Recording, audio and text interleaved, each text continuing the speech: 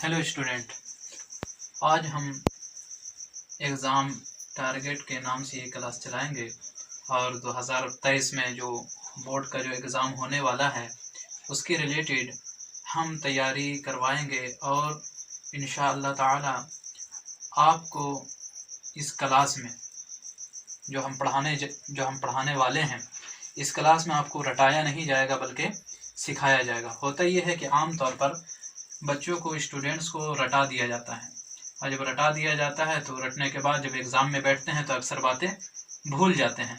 लेकिन हम आपको रटाएंगे नहीं, फैक्ट से स्टेप बाय स्टेप समझाएंगे, तो जिसमें 10 दिन में आप मुकम्मल सिलेबस ग्रामर का, जो उर्दू ग्रामर का है, उसे आप सीख लेंगे, उसे आप पढ़ लेंगे। उसके बाद आपको किसी की ज़रूरत नहीं पड़ेगी। तो हम आज शुरू से एकदम शुरू करेंगे। तो आइए अब बोर्ड पर नजर रखिए। देखें, सबसे पहली बात यह है कि मैं ये बताना चाहूँगा कि आपको लिखने का तरीक़ा क्या होना चाहिए एग्ज़ाम में। तो एग्ज़ाम में जो कॉपियाँ मिलती हैं, ये समझिए कि ये आपकी कॉपी है। ये आपकी क्या है? कॉपी है। इसमें लाइन होता है, ठीक है। आपने देखा होगा कि लाइन में यहाँ पे इस तरफ और इस तरफ रेड कलर का निशान होता है। तो जब भी उर्दू कॉपी आपको मिले और ये जो निशान देखने के बाद आपको यहाँ से लिखना शुरू नहीं करना है बल्कि यहाँ से लिखना है। ये जो रेड निशान है इसको पूरा आपको छोड़ देना है। ये उर्दू लिखने का तरीका है। ये क्या है? उर्दू लिखने का तरीका है कि ये यहाँ तक लिखना है, आपको यहाँ तक आना है और इसके अंदर भी नहीं जाना है। हाँ, कोई बात आप लिख रहे हैं, जैसे इस लाइन में भी लिख लिया, इस लाइन में भी लिख लिया, इस लाइन में भी लिख लिया। अब जो है इसमें एक आध हर्फ आ गया, जैसे है आ गया, तो फिर कोई दिक्कत नहीं है, लेकिन ये भी ऐब माना जाता है। आपको ये होना चाहिए कि आप यहीं तक अपनी बात ये कर लें। तो इस पे भी 1-2 नंबर कट जाता है, इसका आपको खास ख्याल रखना है। तो आज हम शुरू करेंगे इसमें मारफा, इसमें नकरा, लफ्ज, मौजू, वर्ड वगैरह से हम शुरू करेंगे। तो आप बने रहिए और इसी तरह 10 एपिसोड में हम आपकी ग्रामर की तैयारी कराएंगे और इस तरह ग्रामर की तैयारी कराएंगे जिसमें आपको रटने की ज़रूरत नहीं पड़ेगी। हमारे यहाँ है कि रटो नहीं बल्कि समझो, ये हमारा मानना है और इसी तरह हम आपको पूरी तैयारी भी कराएंगे। तो देखिए, उर्दू ग्रामर का जो पहली चीज है वो शुरू होता है इसम वगैरह से, लेकिन इसमें से भी पहले एक चीज है, वो है लफ्ज। तो यहाँ पे देखें, ये है लफ्ज। लफ्ज किसे कहते हैं तो उसके बारे में आप लफ्ज का इंट्रोडक्शन पहले सुन लें। लफ्ज की तारीफ क्या है? लफ्ज कहते हैं कि जबान से जो कुछ निकले, जबान से जो कुछ अल्फाज निकले उसे क्या कहते हैं? लफ्ज कहते हैं। देखिए इसकी तारीफ देख लीजिए। जबान से जो कुछ निकले उसे लफ्ज कहते हैं।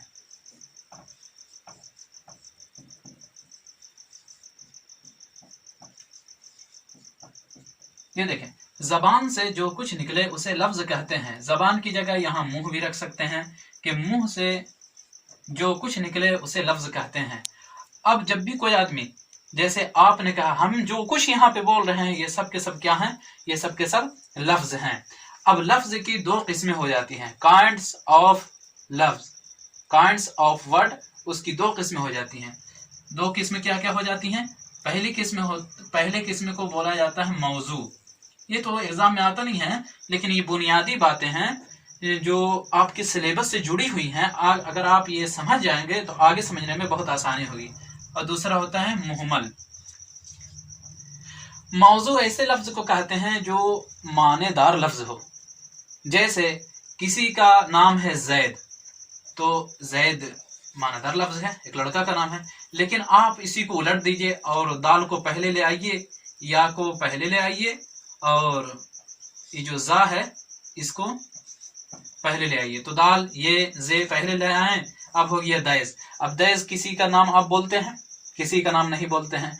तो वही होता है मुहम्मल में, ये होता है कि जो मुस्तामल ना हो उसे क्या कहते हैं, जो मौजू के अलावा उसे क्या कहते हैं, मुहम्मल कहते हैं। जैसे जैद को पलट दीजिए दैस हो जाएगा, तो ये क्या हो जाएगा, मुहम्मल हो जाएगा।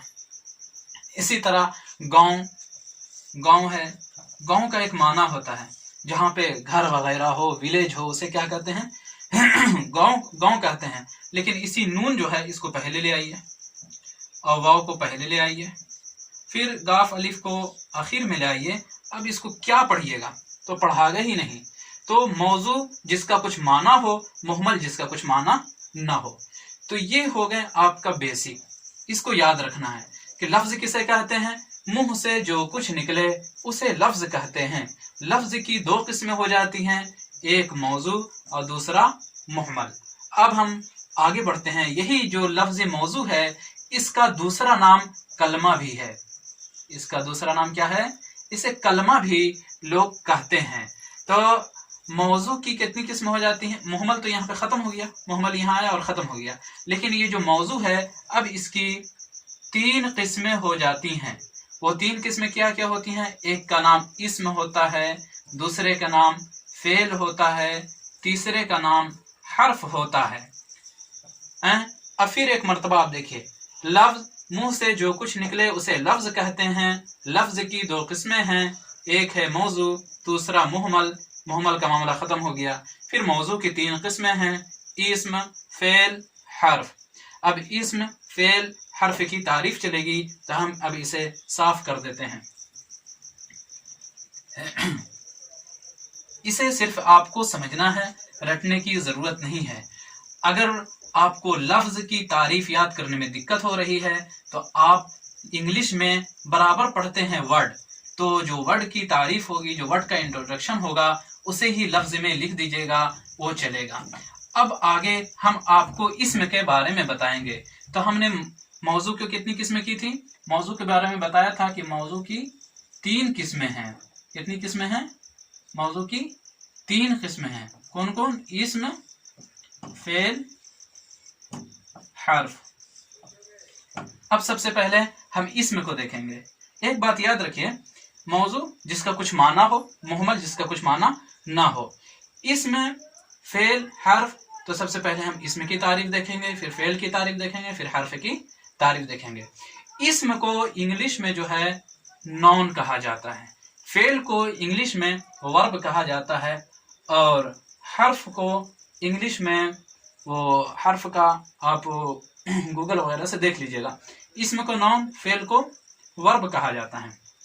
अब जो नॉन की तारीफ होगी वही इस्म की भी तारीफ होगी, जो फेल की तारीफ होगी वही वर्ब की भी तारीफ होगी। तो अगर कोई बच्चा नॉन की जो तारीफ याद किया है उसी को उर्दू में लिख देगा तो चलेगा, उसको नंबर मिलेगा। इसी तरह फेल का भी है, वर्ब की जो तारीफ आपने याद की है अगर उसी को आप उर्दू में लिख देते हैं उर्दू वाले पेपर में तो आपका मतलब चलेगा। अब देखिए इस्म किसे कहते हैं। तो हमने ये भी बताया था कि मौजू का दूसरा नाम क्या है, कलमा भी है। तो यहाँ पे दूसरा नाम ही से हम इसे याद करेंगे ताकि 2 नाम अगर मालूम हो जाए तो बहुत अच्छी बात है। तो इस्म वो कलमा है, इस्म वो कलमा है जिससे किसी शख्स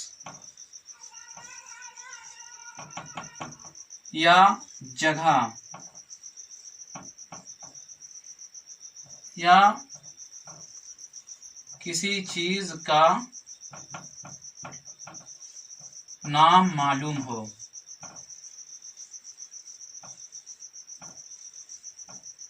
आपने क्या पढ़ा कि इस्म वो कलमा है जिससे किसी शख्स या जगह या किसी चीज का नाम मालूम हो। अब हम यहाँ पे एग्जाम्पल देते हैं और लिखते हैं जैसे, या मसलन लिख देते हैं। देखिए एग्जाम में अगर आपका पूछेगा कि इस्म की तारीफ करो और मिसाल बयान करो, तो आपको इसी तरह लिखना है कि इस्म वो कलमा है जिससे किसी शख्स या जगह या किसी चीज का नाम मालूम हो। मसलन, ये मसलन नहीं लिखेगा तो यहाँ पे लिख दीजिएगा जैसे। जैसे काफी आसान है तो हम उसी को लिख लेते हैं, आप भी ध्यान दीजिएगा, लिख लेंगे जैसे।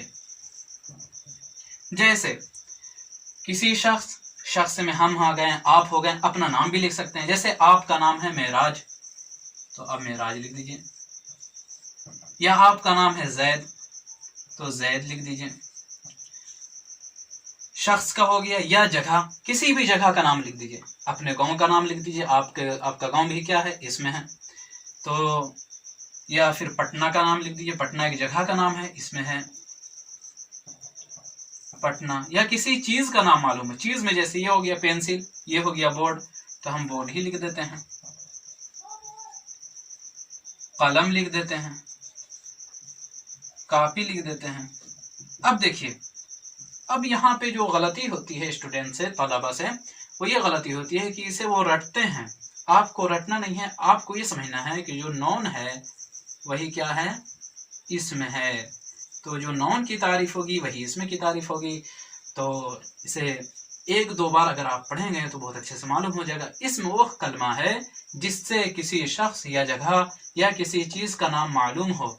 अगर अब हम आपसे पूछें कि पहाड़, ये पहाड़ क्या है, तो आप फौरन कहेंगे कि सर ये जो है इस्म है, ये नॉन है।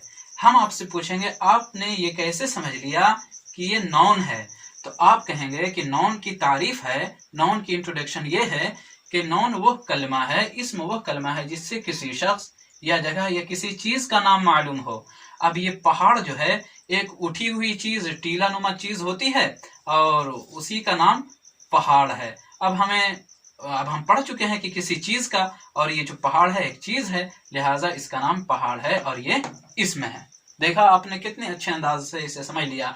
अब अगर हम आपसे ये सवाल करें कि जरा हमें बताएं कि मुंबई क्या है, मुंबई क्या है, तो आप ये कहेंगे कि मुंबई इसमें है। क्या कहेंगे आप कि मुंबई इसमें है। हम ये पूछेंगे आपसे कि आपने ये कैसे समझ लिया कि मुंबई इसमें है, तो आप कहेंगे सर हमने पढ़ा है कि इसमें वो कलमा है जिससे किसी शख्स या जगह या किसी चीज का नाम मालूम हो। तो मुंबई जो है एक जगह का नाम है, मुंबई क्या है, एक जगह का नाम है, तो लिहाजा ये क्या है, ये इसमें है। ये जो हम इब्तदाई बातें आपको पढ़ा रहे हैं ये जैक बोर्ड में भी काम आएगा और बिहार बोर्ड में भी काम आएगा। इसी तरह अगर किसी शख्स का नाम है सूरज, मिसाल ले लेते हैं सूरज, हम आपसे पूछेंगे ये क्या है, तो आप कहेंगे इसमें है। आप यही जवाब दीजिएगा कि ये जो है ये सूरज, ये इसमें है, ये नॉन है। हम पूछेंगे आपने कैसे समझा कि ये नॉन है, ये इसमें है, तो आप जवाब दीजिएगा कि हमने पढ़ा है इसमें वो कलमा है जिससे किसी शख्स या जगह या किसी चीज का नाम मालूम हो। सूरज एक शख्स का नाम है, ये क्या है, इसमें है। तब हमें लग रहा है कि आप मुकम्मल तौर पर इसे समझ गए होंगे।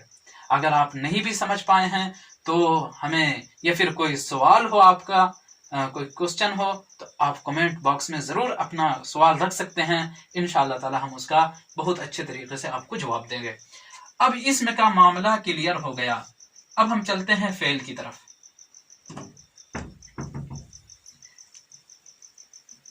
अब इसमें जो है किसी भी चीज को आप देखिए और उसे कहिए, जैसे घर में खाट होता है, खटिया होता है, तो खटिया क्या है, आप कहिएगा इसमें है। क्यों? क्योंकि एक चीज का नाम है। बर्तन क्या है, बर्तन इसमें है। क्या है? वो एक चीज का नाम है। इसी तरह चादर क्या है, इसमें है, वो एक चीज का नाम है। पटना क्या है, इसमें है। क्या है भाई, इसमें है। क्यों, कैसे? तो आप कहेंगे कि वो एक जगह का नाम है। चलिए अब फेल को देखते हैं, फेल को देखते हैं। देखें, फेल वो है या वो कलमा है, दोनों कर सकते हैं। फेल वो है जिसमें जमाना पाया जाए, जिसमें जमाना पाया जाए। देखिए थोड़ा इसका समझना कठिन है, लेकिन आप वर्ब अगर इंग्लिश में पढ़े होंगे और अच्छे समझे होंगे तो आप बहुत जल्द समझ लेंगे। देखिए फेल वो है जिसमें जमाना पाया जाए।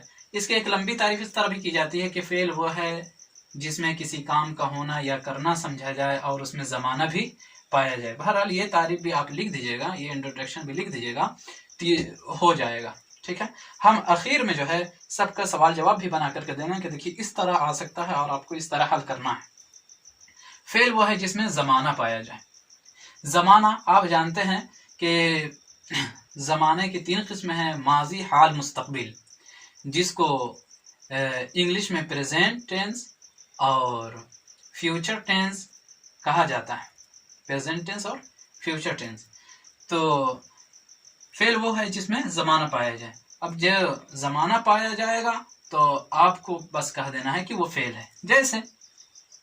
जैसे एक लफ्ज है जैद आया, जैद आया। आप इसको इंग्लिश में कैसे बनाते हैं? जैसे आप लिखेंगे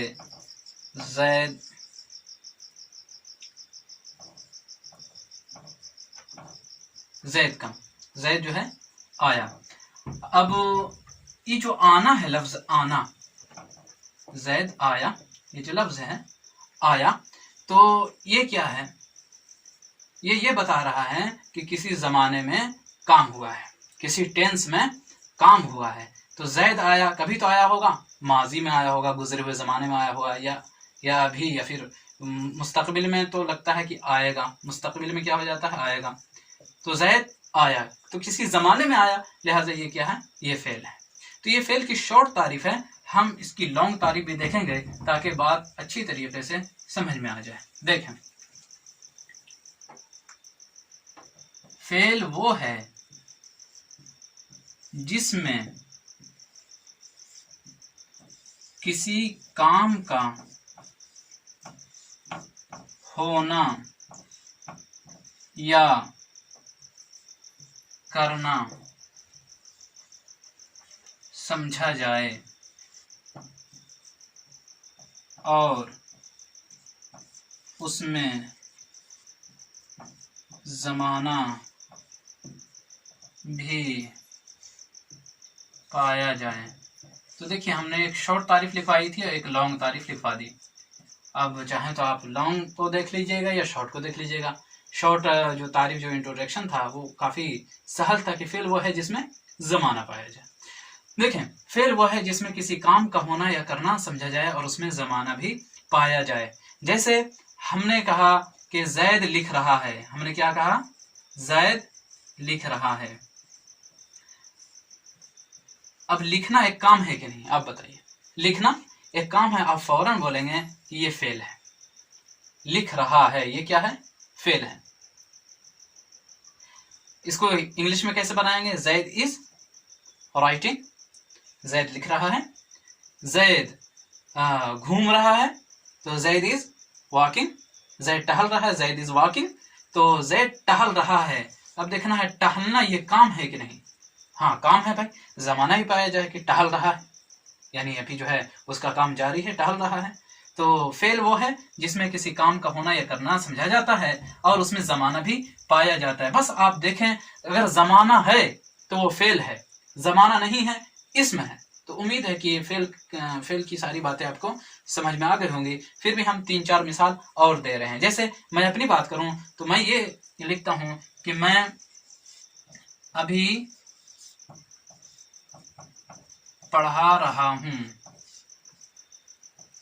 मैं अभी पढ़ा रहा हूं। तो अब मैं आपसे ये पूछूंगा कि ये बताइए कि मैं अभी पढ़ा रहा हूं, ये फेल है कि नहीं, या इसमें है, या हर्फ है। तो आप ये कहिएगा कि ये फेल है। हम आपसे पूछेंगे कि आपने इसे कैसे समझा, तो आप ये कहेंगे कि किसी काम का होना या करना समझा जाता है और इसमें एक काम है पढ़ाना। पढ़ाना क्या है? एक काम है, लिहाजा ये पूरा सेंटेंस फेल है।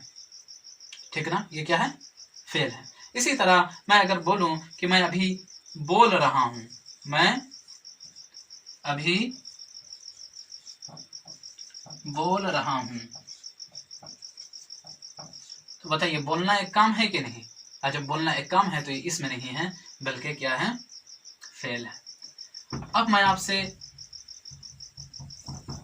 एक सवाल पूछूंगा कि मैं खा रहा हूं। ये एक सेंटेंस हो गया। दूसरा सेंटेंस, मैं अच्छा आदमी हूं। बताइए, ये इसम है या फेल है और ये इसम है या फेल है, तो आप फौरन कहिएगा कि ये जो है ये फेल है। क्यों? खा रहा हूं, खाना क्या है? एक काम है। मैं अच्छा आदमी हूं, इसमें ना काम समझा जा रहा है ना जमाना समझा जा रहा है, ये क्या है? इसम है। ये क्या है? इसम है।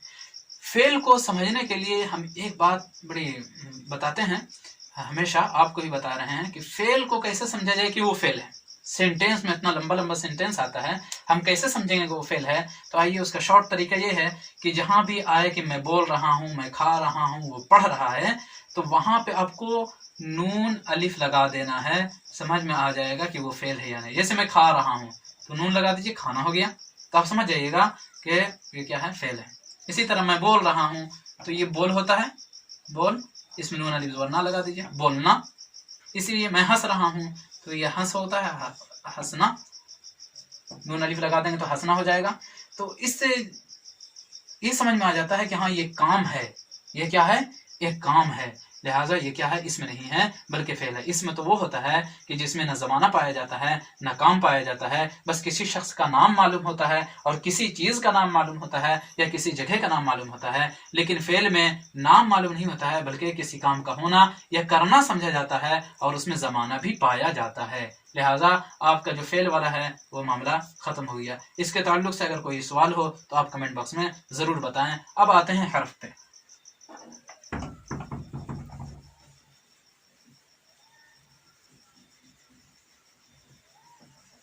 देखें, अगर आप इसम और फेल बहुत अच्छे से समझ गए तो हर्फ भी बहुत अच्छे से आप समझ जाइएगा। हर्फ किसे कहते हैं वो देखें। हर्फ की तारीफ है कि हर्फ वो है जिससे पूरी बात मालूम ना हो, जिससे पूरी बात मालूम ना हो।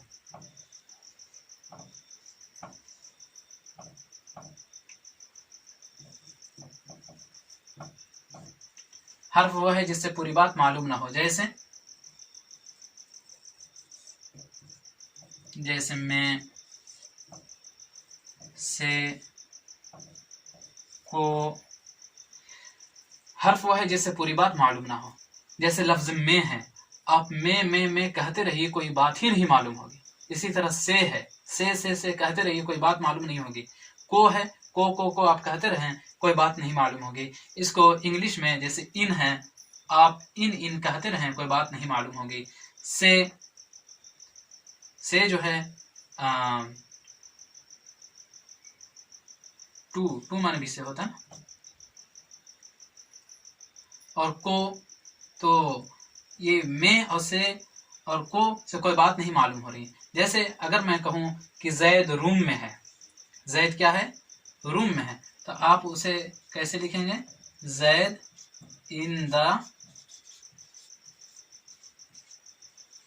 Zaid in the room. क्या आप लिखेंगे? Zaid in the room. तो देखिए ये जो इन आता है वो जुमला में इस्तेमाल होकर के जुमला में इस्तेमाल होता है, लेकिन अकेले ये इसका कोई माना नहीं होता है। अकेले ये पूरी बात इससे मालूम ही नहीं चलती है। इसी तरह अगर मैं उर्दू में लिखूं कि जैद रूम में है,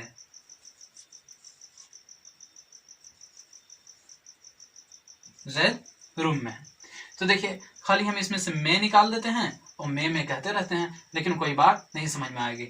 तो ये इसम और फेल के बाद जो हर्फ आता है उसका समझना बहुत इजीली होता है कि हर्फ वो है जिससे पूरी बात मालूम ना हो, जिससे पूरी बात मालूम नहीं होती है बल्कि खाली एक माना मालूम होता है। तो अब जो है आपके जिम्मे ये काम है कि आप इसम, फेल, हर्फ ये जो पढ़ाए गए हैं और जो मिसाल दी गई हैं इसको आप कापी पे उतार लेंगे, लिख लेंगे और इसे अच्छी तरह से समझ लेंगे।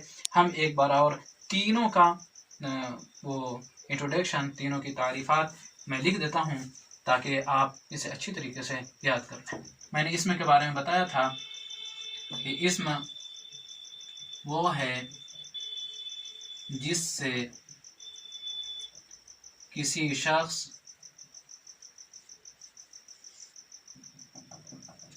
या जगह या किसी चीज का नाम मालूम हो, जैसे चांद सूरज भी लिख सकते हैं, चांद सूरज पटना हो गया। फिर इसी तरह फेल किसे कहते हैं? फेल वो है जिसमें ज़माना पाया जाए। एक मिनट में निशान दे देता हूँ। जिसमें ज़माना पाया जाए, जैसे आना जाना, खाना पीना।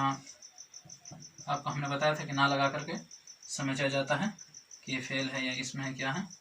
आगे हर्फ की तारीफ देख लीजिए। हर्फ वो है जिससे बात मालूम ना हो या समझ में ना आए, दोनों लिख सकते हैं।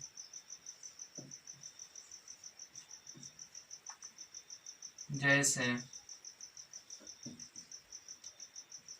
में से को।